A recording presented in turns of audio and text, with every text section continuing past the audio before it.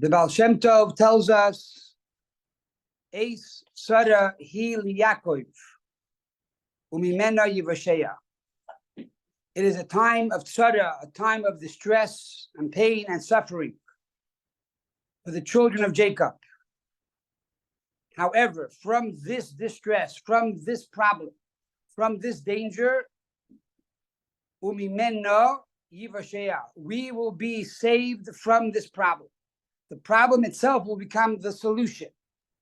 And we will see God's salvation in this challenge. At a time of war, at a time of danger, how are we, the Jewish people, supposed to respond?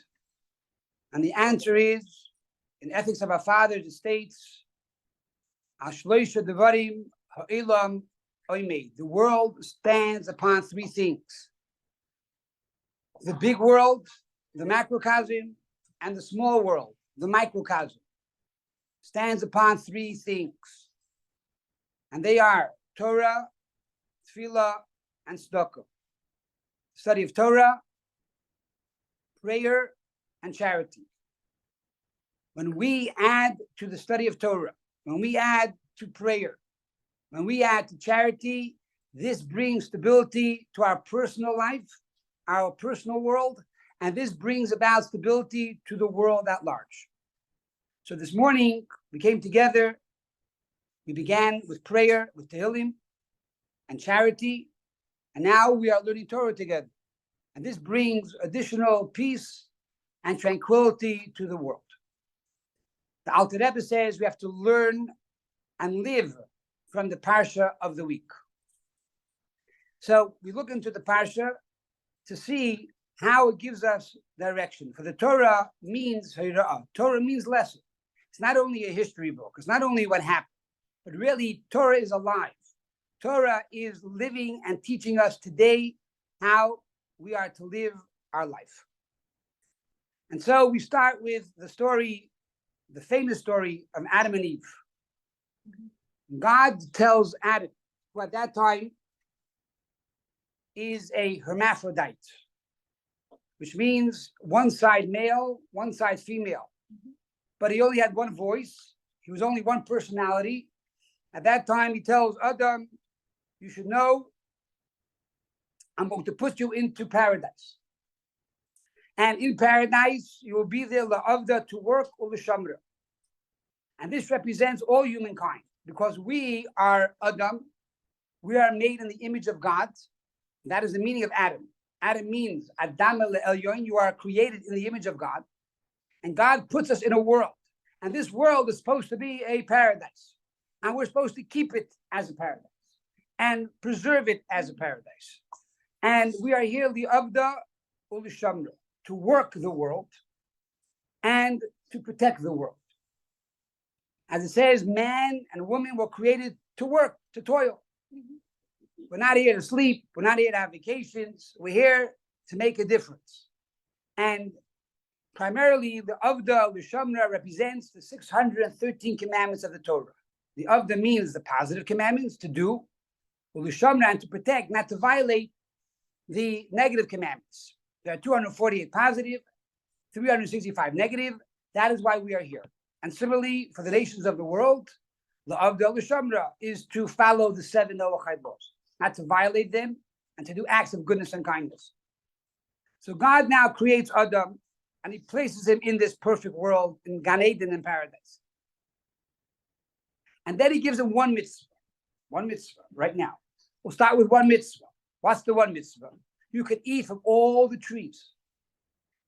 You can enjoy, but I'm asking you, there's one tree, there's one little tree in the middle of the garden. Don't eat from that tree. But there are hundreds of trees. Go, enjoy, have a festival, dance, do whatever you like. But there's one tree you cannot eat from. After he commands Adam this commandment, he says, by the way, you know what? I'm going to give you more joy. Besides all these trees, it's not good for man to be alone. I will make you Ezer kinegduk. I will make for you a help against you. That's the literal translation. Ezer kinegduk. What does that mean? Your wife will be either Ezer, she will either be your help, or she will be against you. If you do the right thing, she will support you. If you do the wrong thing, she will go against you. And so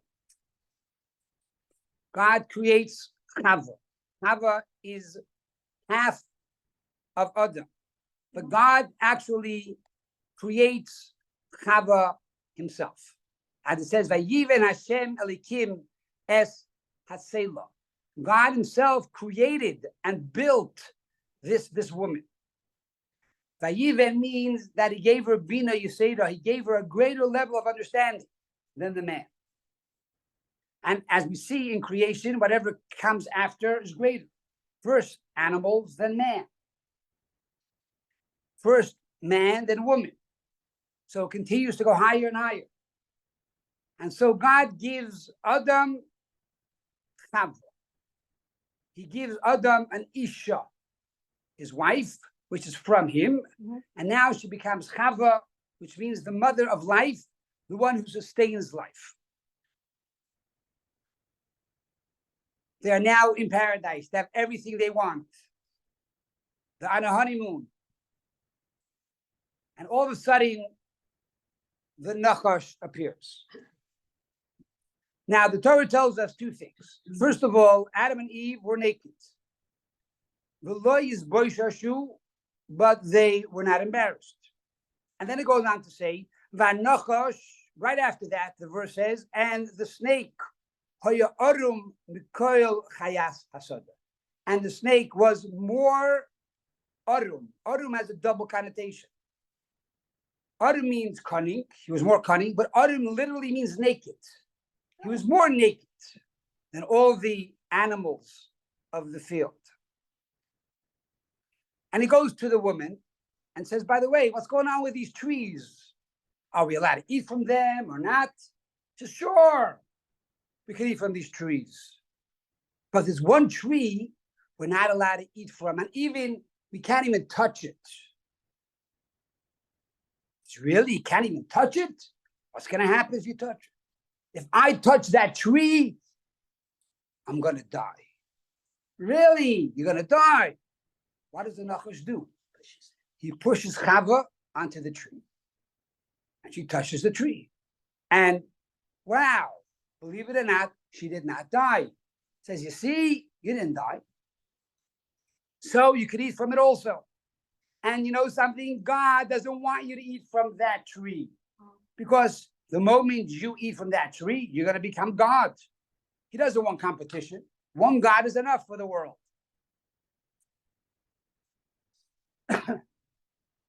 So Chava eats from the fruit and then gives the fruit to Adam to eat. Now, let's understand what's happening over here. Number one is they were naked, but they were not embarrassed. Is that a good thing or a bad thing? Number two, now that they became wiser, they ate from the tree of knowledge. Now they know they are naked. Is that a good thing or a bad thing? Furthermore, one thing, one mitzvah, God gives Adam and Chava, and they couldn't control themselves. One mitzvah. You can do whatever you want. This one thing don't do. And by the way, do you know how long they waited before they sinned? No. So the Gemara says like this. It's not long. The 9th hour of creation, after Adam and Chava were created on Friday, the 9th hour of the day, which means between 2 to 3 o'clock in the afternoon, God tells Adam, do not eat from the tree. An hour later, he ate from the tree. He could not control himself 1 hour. And the bigger joke is that if he would have controlled himself just 3 hours at 6 o'clock in the evening, which is Shabbos, he would have eaten from that tree because that tree was grape. He would have taken the grape and put it into the cup and make kiddush over the wine. So all he had to do was wait 3 hours. That's it. He could not even control himself 1 hour. Men have no patience. What? And then this don't. More importantly, what is the message for us today?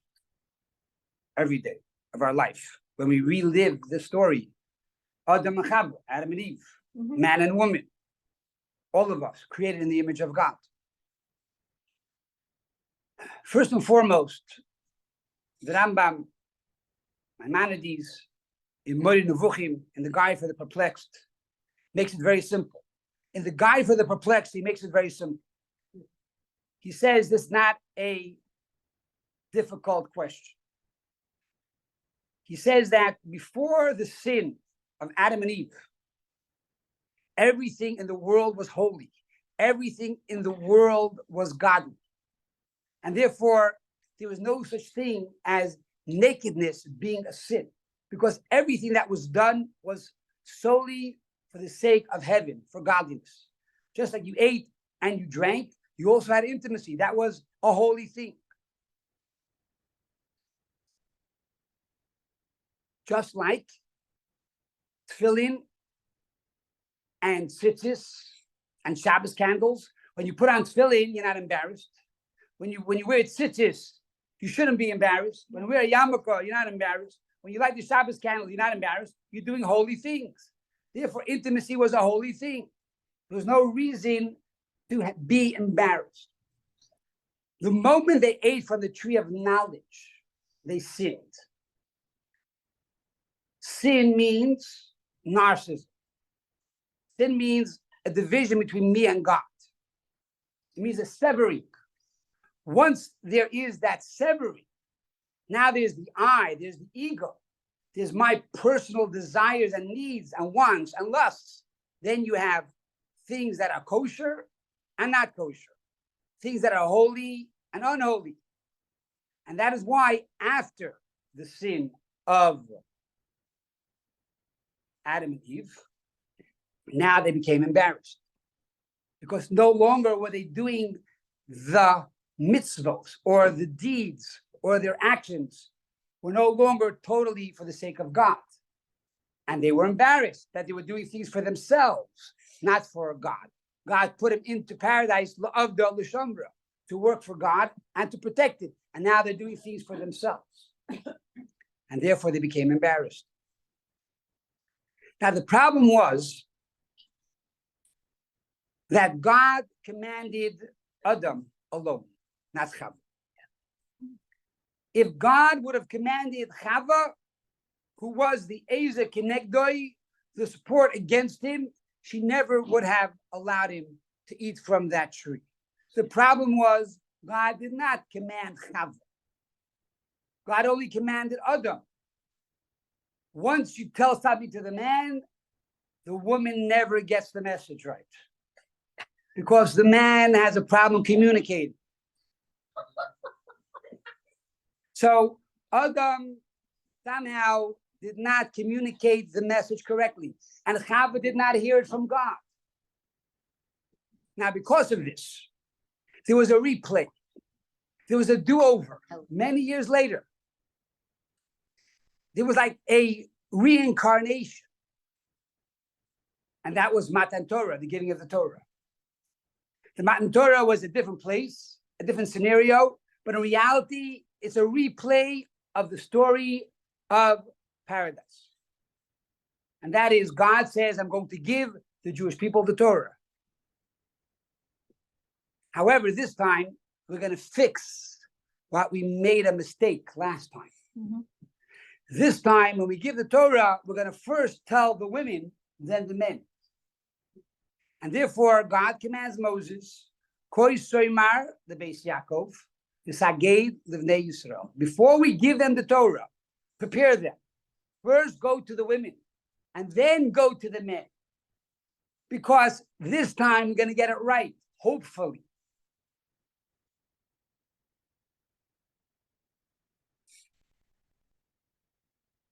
So the Nachash, the snake, who is really the Satan, the Yetzer Hara, the evil inclination, sees this flaw, sees the hole in the wall, sees his opportunity. He sees the weak spot, that Chava did not get the message directly from God. He goes to Chava, not to Adam. And so begins the history of life, the history of the Jewish people. After the sin of Adam and Chava, death comes to the world. And now, throughout our entire life, we are trying to remove sin from our life, sin from the world, and to make the world once again into a paradise. That is the story of life.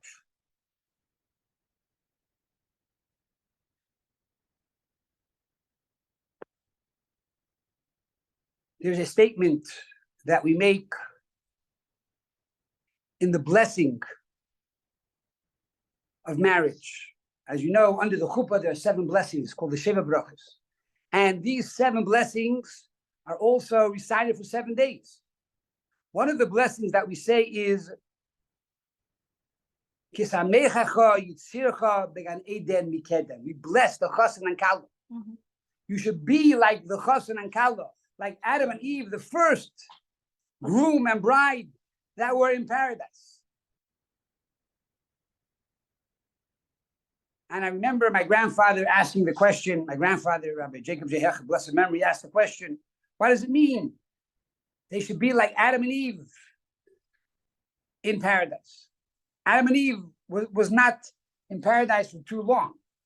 They were thrown out very quickly. They were homeless. They sinned.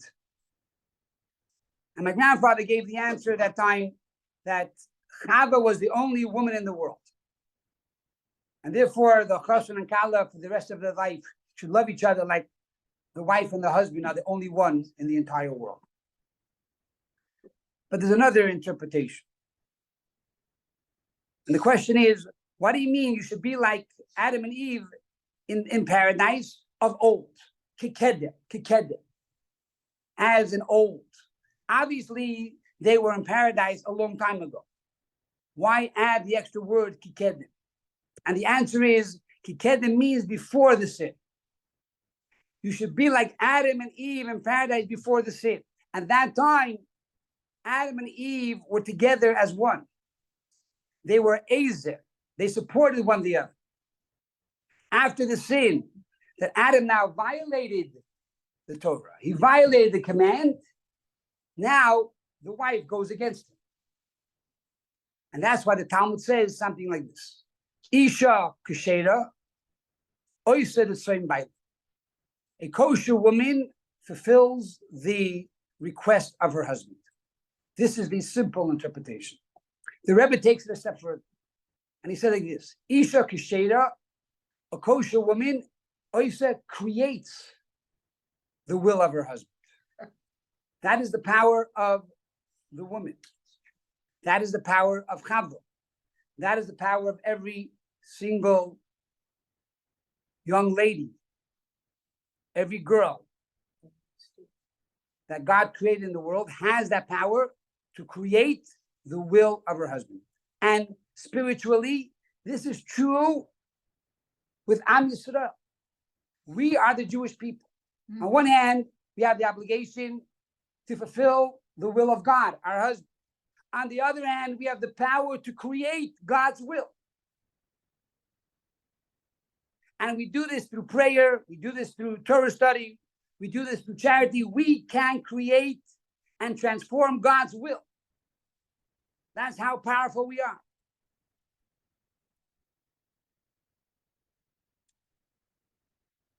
So we have now a problem. The problem is Chava and Adam, they sinned. Till now, they were naked. Now they have clothing. What does this mean? We said earlier that Matan Torah, the giving of the Torah, was really a replay, a reincarnation of Adam and Eve in paradise. And at that time, God tried to fix it. And he said, first talk to the women. But what happened? They messed up again. What happened was that after the Torah was given 40 days later, they sinned with the golden calf. Now, on one hand, it was a terrible atrocity, terrible sin, a terrible yiridah, a descent from this high level of spirituality. On the other hand, every descent is for a greater asset, which means the first tablets were given, and after the golden calf, Moses broke the tablets. The first tablets had within it the 5 books of Moses. The second tablets had within it the Medrash, the commentary, and all the secrets of the Torah. So on one hand, there was a descent, but on the other hand, every descent brings about an asset. And the same is true with the sin of Adam and Eve in paradise. First, there is a descent. There was the sin. The ascent is the garments. Why? Because the garments create darkness. The garments create a concealment. Now, normally we translate darkness and concealment to be negative, but there's also the positive. There's the concept of Yoshes Choshech Sisrei. God sits in darkness, alluding to a level of God beyond time and space, alluding to a level of God beyond light and darkness, in a very, very deep place, the essence of godliness, which is beyond light. In other words, through sin, we come to a higher level of return. We come to the level of tshuva, of returning to God. And by returning to God, not only do we receive the light of God and the blessings of God that are revealed, but we have the ability to go into God's essence, to be part of God and to be one with God, and to go into God's secret chambers and there to be intimate with God on that level. So this is really what life is all about. It's about going down and coming back up. It's about the sin. It's about the mistake. It's about the war. It's about oppression. It's about challenges.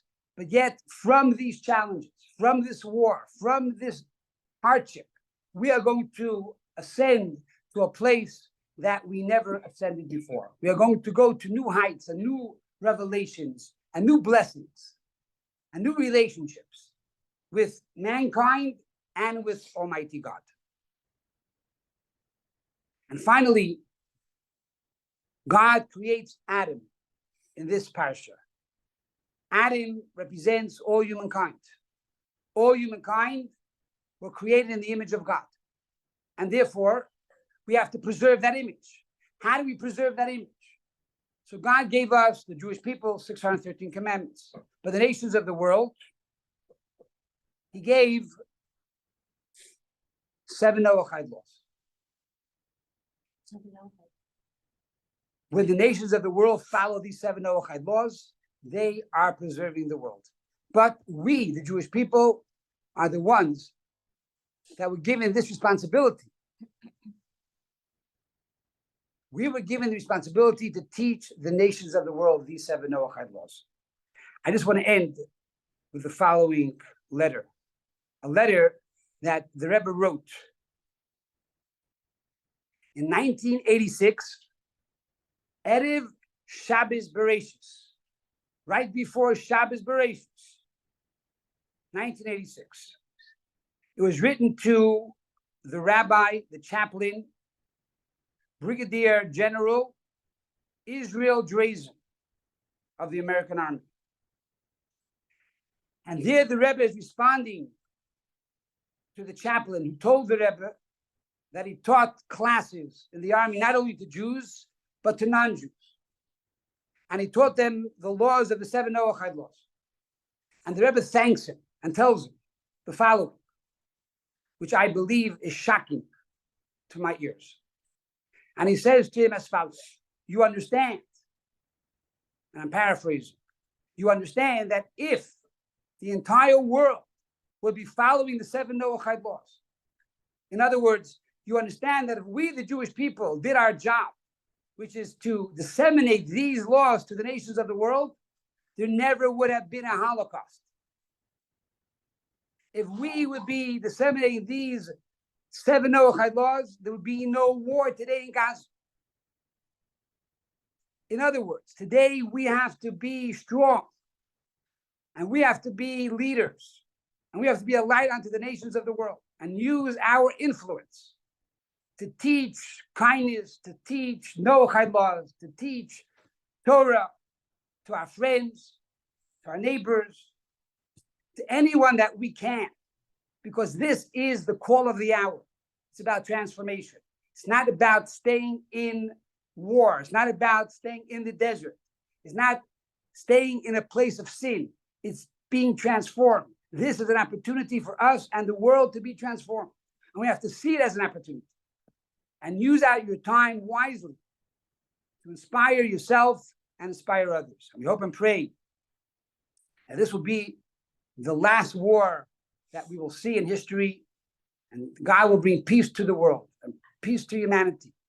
And the ultimate bracha, the coming of Mashiach, Amen.